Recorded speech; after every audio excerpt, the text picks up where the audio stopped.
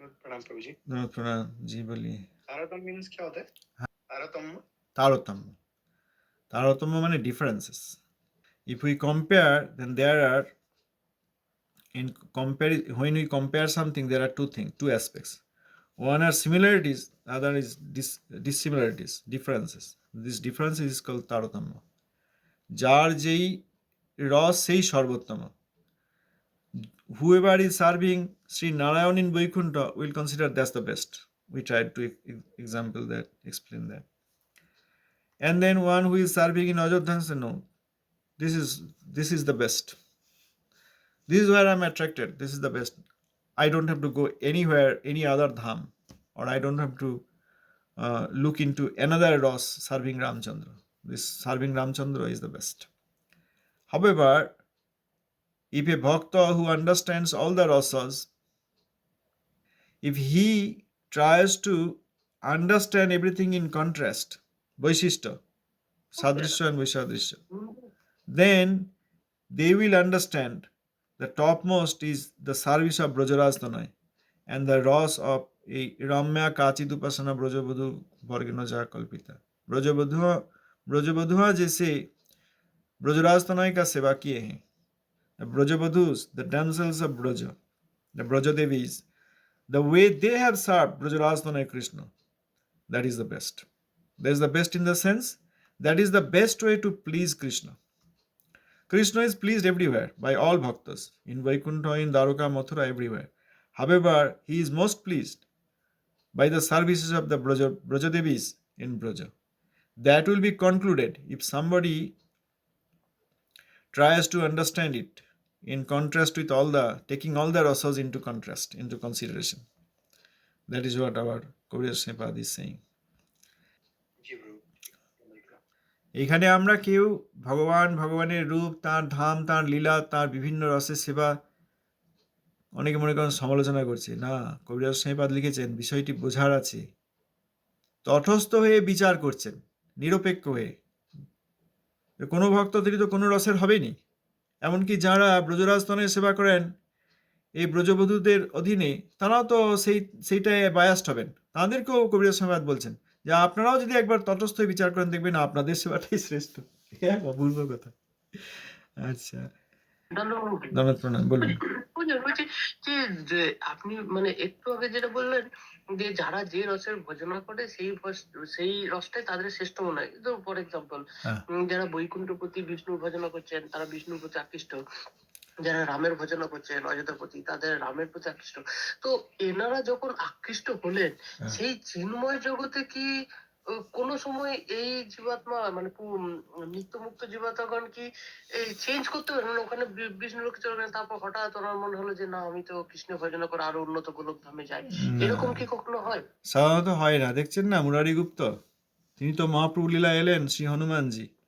মহাপ্রভু তো বললেন রাধা গোপীনাথের সেবায় রামচন্দ্রেরই গোপীনাথ রূপ, তাঁর এই সেবা করলে তিনি সর্বাপেক্ষা সুখী হন। মুরারি গুপ্ত চেষ্টা করলেন, পারলেন না বলে কাটারি ধার করিয়ে নিয়ে এলেন। যে মহাপ্রভু আদেশ করলেন, আমি পালন করতে পারলাম না, আমি এই জীবন রাখবো না। আর মহাপ্রভু সেই কথা অন্তর্যামী জানতে পেরে গিয়ে বলেন, মুরারি কি ভাবছো তুমি? আবার এই কাটারিটি চাইলেন।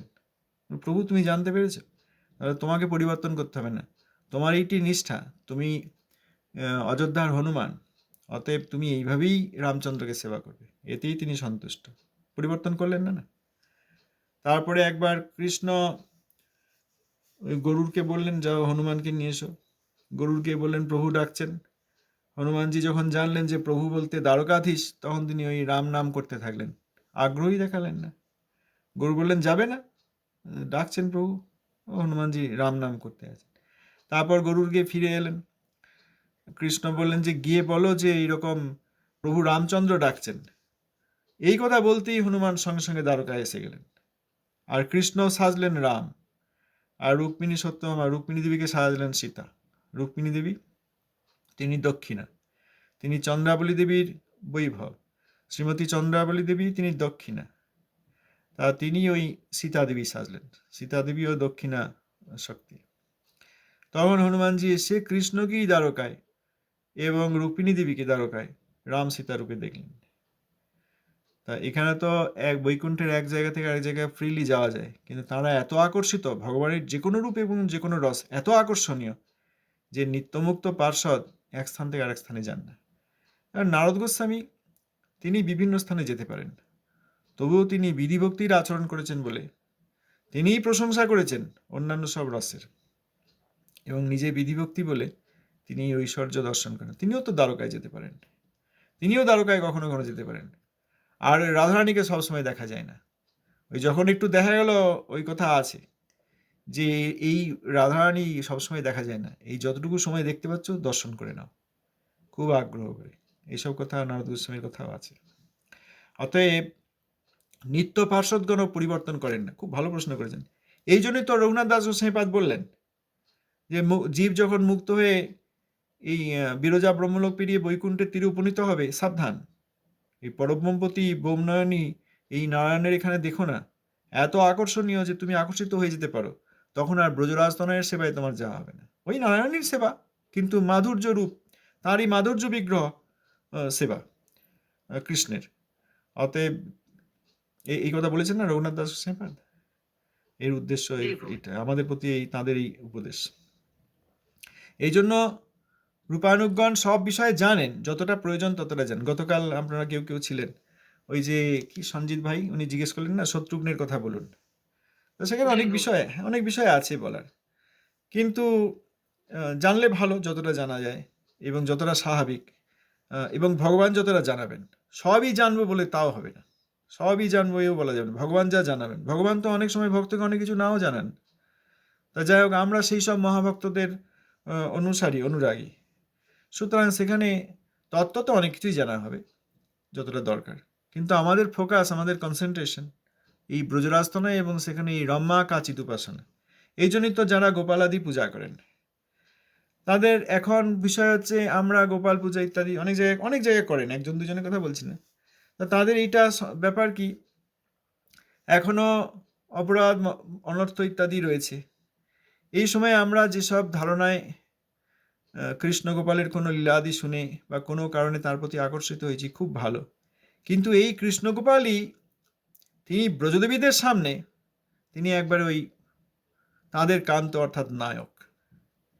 সেইভাবে যদি রূপান্তরিত হয় এই রসই, এই প্রেমই, একই জিনিস, জীবের হৃদয়ে যে প্রেম আসবে, তাহলে আমরা প্রকৃত রূপে রূপানুগ হতে পারব। নইলে অন্যান্য ক্ষেত্রে মহাপ্রভু কিছু কিছু এক্সেপশন দিয়েছেন, সেখানে তিনি অ্যাপ্রুভ করেছেন, যেমন শ্রী মুরারিগুপ্তের নিত্য প্রেম রামচন্দ্রের জন্য, অতএব তিনি সেইভাবেই ভজনা করবেন। গোপীনাথেরই রামরূপ। আবার এই অনুপম ছিলেন শিলরূপ গোস্বামীপাদ সনাতন গোস্বামীপাদের কনিষ্ঠ ভাই, সেই অনুপম তিনিও রামচন্দ্রের সেবক ছিলেন, তিনিও তার ভাবনা পরিবর্তন করতে পারেননি। এইসব কিছু কিছু ক্ষেত্রে শ্রীমন মহাপ্রভু অ্যাপ্রুভ করেছেন, ঠিক আছে তুমি এই লীলায় তোমার যখন এত রস, পরিবর্তন সম্ভব নয়, অতএব সেইভাবেই তোমরা ভজনা করো। সুতরাং রস দৃঢ়বদ্ধ হওয়ার আগে এই তটস্থ হয়ে তারতম্য বিচার করা উচিত, তবে আমাদের শ্রী চৈতন্য চরিতামৃতে প্রবেশ হবে। শ্রী চৈতন্য চরিতামৃত শ্লোক পড়ে বা ভালো বাংলা জেনে, ভালো পণ্ডিত হয়ে অনুবাদ পড়ে বা কমেন্টারি অর্থাৎ ভাষ্য পড়ে জানা যায় না। শ্রী চৈতন্য চরিতামৃত একমাত্র রূপানুগণের কৃপায় জানা যায়। যার অক্ষর বুদ্ধি নেই, নিরক্ষর যিনি, অক্ষর পরিচয় নেই, নিরক্ষর যিনি, তিনিও রূপানুগণের কৃপা পেলে শ্রী চৈতন্য চরিতামৃতের এই যে উদ্দেশ্য এবং সিদ্ধান্ত যে তটস্থ ইয়া বিচারিলে আছে তারতম্য, সেইটি বুঝতে পারবেন, এবং সেই তারতম্যের মধ্যে সর্বশ্রেষ্ঠ রস কি এবং কেন সেই রসে ভজন করা হবে। এখানে ভগবানেরই বিভিন্ন রূপের মধ্যে কোনো প্রতিযোগিতা নেই, ভগবানকেই সবচেয়ে বেশি কি করে সেবা করে। একটা উদাহরণ দিই, মনে করুন আপনি আপনার অফিসে আছেন, যেখানে আপনি কাজকর্ম করেন, অফিস, বিদ্যালয়, মহাবিদ্যালয়, উচ্চ বিদ্যালয়, যেখানেই আছেন, হ্যাঁ, বা যে কেউ, সেখানে গিয়ে আপনার হঠাৎ পুরোনো দিনের কোনো বন্ধু দেখা করতে আসে, আপনি কি চলো চলো চলো চলো বাড়ি চলো বাড়ি চলো, হ্যাঁ, বন্ধু সেইখানে আপনাকে আলিঙ্গন করতে যাচ্ছে, কিন্তু হবে না, সেখানে আরও অনেক প্রফেশনাল লোকজন আছে, কলিগরা রয়েছে, সহকর্মীরা রয়েছে, হঠাৎ একজন এসে আপনাকে আলিঙ্গন করছে, খুব হাসছে খেলছে, এটা আপনার তখন অ্যাকোমোডেট করা যায় না। চলুন চলুন আগে বাড়ি চলো, আমি ছুটি নিয়ে তাড়াতাড়ি ছুটি নিয়ে এখনই বাড়ি চলো, চলুন চলুন চলুন বাড়ি চলুন। সেখানে গিয়ে এবার বন্ধুত্ব যেমন যা হবে। তাহলে আপনাকে সুখী করতে বন্ধু এলেন দেখা করতে, কিন্তু অফিসের মধ্যেও সব বন্ধুত্ব ব্যবহার করা গেল না, গেল কি? গেল না, ওই বাড়ি যেতে হলো। তাহলে আপনাকেই তো সুখী করছে, অফিসে নয়, বাড়িতে। সেরকম ভগবান তো একই রূপ, তাকে নারায়ণ রূপে সেবা করব না রাম রূপে সেবা করব না দ্বারকাধীশ রূপে সেবা করব না ব্রজরাজ তনয় রূপে সেবা করব, একই ব্যক্তিত্ব। কোন সেবায় তিনি সর্বাপেক্ষা সুখী হন? রামচন্দ্রের কাছে এই দণ্ডকারণ্যের ঋষিগণ বললেন যে আমরা যার গোপাল মন্ত্রে যার ভজনা করছি, ও ইনি তো সেই যাচ্ছেন এইদিকে। তখন তারা প্রার্থনা করলেন যে আমাদেরকে তাহলে আপনার এই শক্তিরূপে গ্রহণ করুন। রামচন্দ্র বললেন, না, এখন আমি এক পত্নী ব্রতধর, এখন আপনাদের ওই সেবা আমি নিতে পারছি না, ওই প্রেম নিতে পারছি না। পরবর্তীকালে যখন গোপীনাথ রূপে আসবো তখন আপনারা আসবেন, তখন আপনারা আমার লীলায় সহায় হবেন। হয়েছে না? তাহলে রাম রূপে তিনি তো সেই সেবা নিলেন, এই সব জায়গাতেই হয়েছে। মীন রূপেও তাই। মীন যখন অবতার গ্রহণ করলেন, এখানে এলেন তার নিত্যধাম থেকে, তখন অনেক কন্যাগণ যারা এই মীন রূপী, the lady fishes, sea fishes, তারা ওই মীনকে দেখে আকর্ষিত হবেনি, কারণ তিনি তো বিষ্ণু। কিন্তু মীন বললেন, তোমাদের এই সেবা আমি এখন নিতে পারছি না, পরে যখন ব্রজরাজ তনয় রূপে আসবো তখন তোমরা আমার ব্রজদেবী হবে। এইবার সব জায়গায়, যত জায়গায় ভগবানের প্রতি কেউ আকর্ষিত হয়েছেন আর এই মধুর রসে সেবা করতে দিয়েছেন, তাদেরকে ওই দিয়েছেন। আবার শ্রী রূপসাইপাদ, শ্রী বিশ্বনাথ চক্রবর্তী ঠাকুর শ্রী ভক্তি রসামৃত সিন্ধু এবং সিন্ধু বিন্দুতে খুব সুন্দর করে ব্যাখ্যা করে বলে দিয়েছেন যে যখন কেউ রাগমার্গে আকর্ষিত হন, তারপরেও বিধির জন্য বাধ্যত বিধি পালনের চেষ্টা করেন, তাঁরা ওই সিদ্ধিকালে মহিষীদের অধীনে, একজন মহিষীর অধীনে হয়ে, দ্বারকার একজন নারী হয়ে সেখানে মহিষীর অধীনে কৃষ্ণকে সেবা করতে পারেন, ব্রজে তাঁদের যাওয়া হয় না। অতএব যখন ভজনাদি করা হচ্ছে তখন একটা সুযোগ রয়েছে। হ্যাঁ, মনে করুন একটা চাষ করা হবে, একটা বৃক্ষ বা লতা কিছু বোনা হবে, লাগানো হবে। এখন শস্যের বীজ কতটুকু, আর এই বটের ফল সেখান থেকে যে ছোট বীজ হয় সে আবার আরও সূক্ষ্ম। কোন ফলটি আপনি এই ভূমিতে প্রথিত করবেন তার উপর নির্ভর করবে শস্যের লতা হবে না শতবর্ষ আয়ু, সহস্র বর্ষ আয়ুর বটবৃক্ষ হবে এই বীজ বপনের সময়। ভজনেও সেই রকম, যদিও আমরা মায়াবদ্ধ জীব, আমাদের এখনো অপরাধ অনর্থাদি যায়নি, তবুও এইটুকু আমাদের জানা দরকার যে ভগবানের বিভিন্ন স্বরূপ কোনখানে কোন ধামে তিনি কিভাবে সেবা গ্রহণ করেন, এবং প্রথম থেকেই সেই দিকে আগ্রহ হওয়া উচিত। এই জন্য যারা এই রূপানুগত্য বিশেষভাবে জানেন না, তাঁরা এই গোপাল আদি পূজা করেন, কেউ নারায়ণ মূর্তি পূজা করেন। তাতে এইটি হয়, এই ভজনের প্রথমেই যখন অনর্থাদি আছে তখন সেই সব সেবার মধ্যে নিজেকে আকর্ষিত মনে করে তারা এই ব্রজরাজতনয়ের এই রম্যা কাচিদ উপাসনা ব্রজবধূ বর্গেন যা কল্পিতা, এই ভজন পাওয়া তাদের পক্ষে পরে পরে কঠিন হয়ে পড়ে। কারণ একবার বাৎসল্য রসে ভজন শুরু করলেও, যদিও আবারও বলছি অনর্থাদি আছে, প্রকৃত ভজন হচ্ছে না, তবুও ওই যে বাৎসল্য রসের ভাবনা রয়েছে, এইখান থেকে আবার মধুর রস করা ওই কন্ট্রাডিক্টরি হয়ে পড়ে। হয়েছে শুরু? যেটা আপনি বলছেন। হ্যাঁ, তাহলে সুতরাং যারা নিত্যমুক্ত জীব তাদের পরিবর্তনের তো কথাই নেই। ভালো বলেছেন, কিন্তু কথাগুলি আস্তে আস্তে এইরকম প্রবাহে আসছে, তো আমাদের কিছু করার নেই। আচ্ছা, প্রবাহে এইরকম আসছে, তাহলে নিত্যমুক্ত জীবের পরিবর্তনের তো কথাই নেই, বরং বদ্ধ জীব যখন ভজন শুরু করছেন তখন যদি সঠিকভাবে এই সমস্ত তত্ত্বাদি জেনে তারতম্য বিচার না করে ভজন শুরু করেন, তাহলে তাঁরা যদি ভজনে কোনোদিন সিদ্ধি লাভ করেন তখন তারা সেই ধামে সেই রসে উপনীত হবে। তবে যেটা মেন স্ট্রিম সেইটা কিন্তু এই উন্নত উজ্জ্বল। উদাহরণ দেবো, মনে করুন একটা টেকনোলজির ইনস্টিটিউট, মনে করুন ইন্ডিয়ান ইনস্টিটিউট অফ টেকনোলজি, ভারতীয় প্রৌদ্যোগিকী সংস্থান। সেখানে গিয়ে যদিও সেটা টেকনোলজি স্থান, সেখানেও দেখা যায় এই HSS আছে, হিউম্যানিটি অ্যান্ড সোশ্যাল সার্ভিসেস। কেউ কেউ ভাববেন, আর টেকনোলজির ইনস্টিটিউটে আবার সোশ্যাল সার্ভিসেস কেন বাবা? এখানে তো এই মেকানিক্যাল, কেমিক্যাল, ইলেকট্রিক্যাল, ইলেকট্রনিক এইসব ইঞ্জিনিয়ারিং পড়াশোনা হলেই হতো না, সেখানেও কিছু এরকম আছে এক্সেপশনাল। সেই রকম এই রূপানুগত্যে এসেও কেউ কেউ এই করতে পারেন, সেখানেও উন্নত উজ্জ্বল রসের সহায়তা করা হচ্ছে। হয়েছে? বোঝা গেল? বলতে পারলাম? আচ্ছা, ধন্যবাদ। যাইনি তাই আর কি ভালো ভালো প্রশ্ন, ভালো ভালো বিষয়। হ্যাঁ, প্রিয় নর্ম সখা চেট বিট বিদূষক পীঠমর্দ প্রিয় নর্ম সখা, এইসব নায়ক সহায়। তার মধ্যে প্রিয় নর্ম সখা এনারা সুবল অর্জুন, ইনি ব্রজের অর্জুন, দ্বারকার অর্জুন না। সুবল, অর্জুন, গন্ধর্ব, বসন্ত, উজ্জ্বল, কোকিল, সনন্দন, বিদগ্ধ আদি। হ্যাঁ, তো এনাদের অধীনেও কেউ কেউ ভজনা করেছে। এই সব জায়গায় এই রূপানুগ বিরোধিতা, তাদেরকে আমরা রূপানুগ মনে করছি। গৌড়ীয় বিরোধিতা, তাকে গৌড়ীয় মনে করছি। গৌড় বিরোধিতা, তাকে গৌড় ভক্ত মনে করি। হয় না, এই যে বৃন্দাবনের সহজিয়া, তাদেরকে তো আমরা অনেকে আবার এখানে যারা আছি বেশিরভাগ বুঝতে পারি, হ্যাঁ এনারা সহজিয়া, ঠিক আছে। আবার অনেকে বুঝতে পারেন না। তেমনি আবার আমাদের গৃহের মধ্যে ঢুকে পড়েছে তারা এই গুরু বিরোধী, প্রভুপাদ বিরোধী। তাদেরকে আমরা বলছি প্রভুপাদের এরা অনুগ। তাদের কাছে অনেকে আবার দীক্ষাতি নিয়ে বলছে আমরা প্রভুপাদের ধারায় এসেছি। আরে তারা প্রভুপাদ বিরোধী, এই বলতে গেলে আবার সব বুঝতে পারছেন না। সুতরাং আমরা যে সেবা করার চেষ্টা করছি, এটা খুব দরকার এখন এই সময়ে, এই জগতে, এবং খুব কঠিন, প্রচণ্ড কঠিন। সবাই ভুল বুঝবে, কিন্তু আর কে কি ভুল বুঝলে বলে আমরা প্রভুপাদের সেবা করবো না, তা তো বলা যায় না। এই জন্য আপনাদের কাছে প্রার্থনা, এক হয়ে খুব গাঢ়ভাবে এই সেবা করা হোক, দূরে দূরে ছুঁড়ে ছুঁড়ে করলে হয় না। এই যে শ্রীমদ্ ভক্তি ময়ূক ভাগবত গোস্বামী মহারাজের উপদেশামৃত, এই সব কথাবার্তা শুনে অনেকে কালেক্ট করেছেন, অনেকে এই সংগ্রহ করেছেন, এবং যারা পড়ছেন অবাক হয়ে যাচ্ছে। আপনি प्रभुपाद जी का उपदेशामृत पढ़ा है ना, श्रील भक्ति मयूख भागवत गोस्वामी महाराज जी का. So before reading and after reading, what is the difference in your heart, in your understanding, true understanding? Please tell us. Difference Prabhu ji, ऐसा कोई ग्रंथ है बोल के मुझे पता ही नहीं था स्टार्टिंग में। सबसे पहला बात तो मतलब मुझे ये भी नहीं पता था कि प्रभुपाद जी का कोई ग्रंथ भी मतलब अवेलेबल है।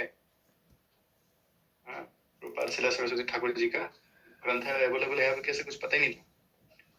तो आपका जब हरिकथा सुनना स्टार्ट किया तो मैंने वो ग्रंथ लेके आया। लेके आने के बाद कुछ क्वेश्चंस पढ़े मैंने। पढ़ने के बाद तो मतलब मुझे कॉन्सेप्ट क्लियर होते गया एक एक करके। पूरा तो मैंने पढ़ा नहीं, बट जितना भी मैंने क्वेश्चंस पढ़ा है वो अच्छा लगा। मतलब कि मैंने जब सुना तो मुझे लगा कि यार ऐसा चीज तो मैंने कभी सुना ही नहीं है, कभी सुना ही नहीं। और यही मतलब आई थिंक मैं ढूंढ रहा था शुद्ध भक्ति के लिए ना। That is his right. So that's your experience. So Prabhupada Srila Saraswati Thakur, Srimad Bhakti Mayur Bhagavad Goswami Maharaj has composed so many hundreds of questions from Patravali, from Harikathamrita, from Bhaktidavali, from Saraswati Sanglap, Sri Sri Saraswati Sanglap, from Prabandhavali, from his direct interaction with Prabhupada, because he is disciple of Prabhupada. Guru Murti. मैं तो बांग्ला पढ़ना नहीं चाहता, मैं तो इच्छुक था अभी भी पढ़ने के लिए, लेकिन बस कोई मिल नहीं रहा। तो আচ্ছা, ওই যে আপনি এই যেহেতু প্রভুপাদের উপদেশামৃত গ্রন্থটির কথা তুললেন, আমি আমার কিছু স্মৃতি এখান থেকে বলি। হ্যাঁ বলুন বলুন, শুনি। তো তখন আমাদের গ্রামে রায়পুর মোড় থেকে এটি প্রথম প্রকাশিত হয়েছিল। মোটামুটি 500 কোশ্চেন, 500 একটু বেশি কোশ্চেন এখানে আছে। তো এগুলো যখন এই গ্রন্থ যখন পূর্ণ কলেবরে প্রকাশিত হয়ে এসেছিল, তখন আমার একটু সৌভাগ্য হয়েছিল যে বাইন্ডিং ঠিকঠাক আছে কিনা। তো আমরা বসে বসে আমি, তারপর গুরু মহারাজ মানে আমাদের প্রভুর শিষ্য যিনি বাবা যার কাছে দীক্ষা নিয়েছিলেন, গুরু মহারাজ, আমরা সব ওনার পাশে বসে একসাথে দেখতাম পেজ গুলো ঠিকঠাক অ্যারেঞ্জ করা আছে কিনা, যেগুলো ইয়ে আছে সেগুলো আবার ফিরে যেত, নতুন করে বাইন্ডিং হয়ে আসতো। তো সেই সময় দেখেছিলাম প্রায় 5,000 কপি ছাপা হয়েছিল, এসেছিল ওটা। তো আমাদের প্রায় 3 সপ্তাহ থেকে 1 মাস মতো লেগেছিল ওইগুলো দেখতে। প্রত্যেকদিন বিকালবেলা গিয়ে দেখতাম। অন্যরকম ইয়ে আছে। আর আপনি বললেন ভক্তিমুখ ভাগবত গোস্বামী মহারাজের কথা, সত্যি বলছি বউ, অনেকেই চেনেন না। আমি মায়াপুর গেছিলাম এবং শ্রী চৈতন্য মানে মাধব মহারাজের মাঠে গিয়ে যখন সন্ন্যাসীদের বলছি, ওনারা চিনতে পারেন। হ্যাঁ, এবার এইগুলো মানে এবার প্রভু চিরকালই থাকতেন মানে একটু আড়ালে, মানে উনি এই প্রকাশ্যে ইয়েতে আসেননি কখনো। তো সেই জন্য আমরা এটাও জানতাম, বাবার কাছে শুনেছিলাম যে প্রভু কখনো এরকম মানে প্রকাশ্য দিবালোকে দেখা যায় না। উনি সবসময় এই যে প্রচারের ইয়ে ছিলেন আর কি, একটু অন্যরকম ছিলেন, যে গুপ্ত ভাবে উনি সাধনা করতেন, খুব সিলেক্টেড জায়গাতে উনি আর কি এগুলো করতেন। তো মনে একটু খারাপ লাগা ছিল, কিন্তু এই এক কথায় যখন আমি আপনার কাছে শুনলাম যে আপনি ওনাকে চেনেন এবং ওনার দর্শন পেয়েছেন, আমি সত্যি মানে কি বলবো, মানে আমি যার পর নাই আমি প্রচন্ড আবেগপ্রবণ হয়ে পড়েছি আর কি, যে আমাদের প্রভুকে কেউ অন্তত চেনেন, প্রভুপাদের চেনেন শিষ্য মানে হিসাবে কেউ তো আমরা তো আত্মীয়, আপনি আমি আমরা সকলে আত্মীয়। দেখুন